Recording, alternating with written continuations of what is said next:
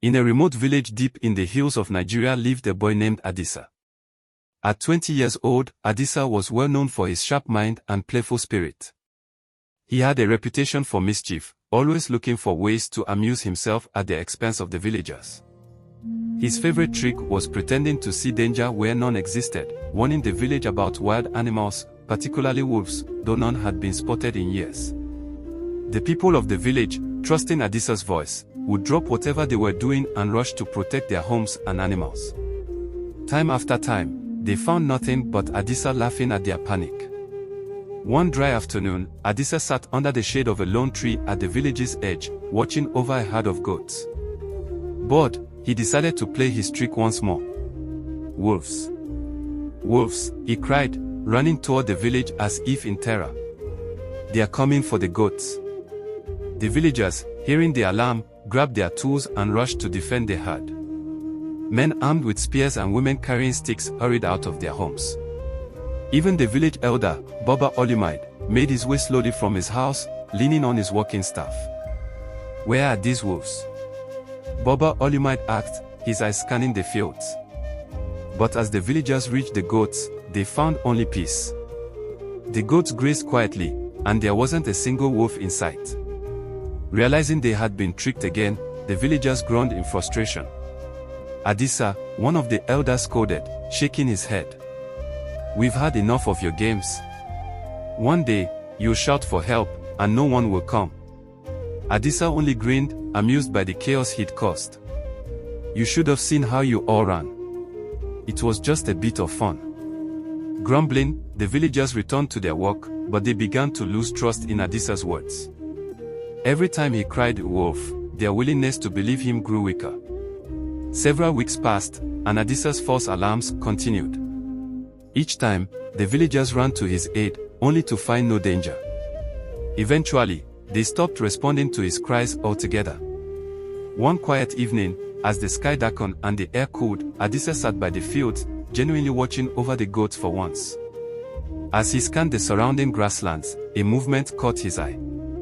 His heart raced as, out of the shadows, a pack of wolves emerged, lean, fierce, and hungry. For the first time, Adisa faced real danger. His pulse quickened, and fear gripped him. He sprang to his feet and dashed toward the village, shouting at the top of his lungs. Wolves! Wolves! Please, they are here for real. But this time, the villagers only shook their heads. It's another one of Adisa's tricks, they muttered. Let him shout. We won't be fooled again.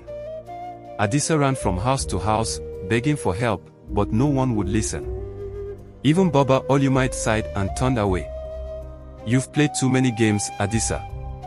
No one believes you anymore. Panicked, Adisa returned to the field alone. The wolves were closer now, circling the goats with glowing eyes and growls that echoed in the stillness of the night. Grabbing a stick, Adisa waved it wildly, trying to scare the wolves off. But they were determined, their hunger overpowering their fear of the boy. In a desperate struggle, Adisa managed to drive the wolves away, but not before they had taken several of the goats. Exhausted and shaken, Adisa collapsed onto the ground, staring at the damage. He had failed, not just to protect the goats, but to earn the trust of his people when it mattered most. The next morning, the villagers found Adisa sitting by the field, his face pale with regret. They saw the wolf tracks and the goats that had been taken, and the truth finally set in. Though some felt sympathy for him, most were filled with disappointment. Baba Olumide approached, his voice heavy with wisdom. Do you see now, Adisa? Words are precious. When you misuse them, they lose their power. When the time comes for people to believe you, they will not. Adisa, his eyes filled with tears, nodded. I never thought it would go this far. I didn't mean for this to happen. I'm sorry, Baba. The elder placed a hand on Adisa's shoulder. Apologies are a start, but trust is earned.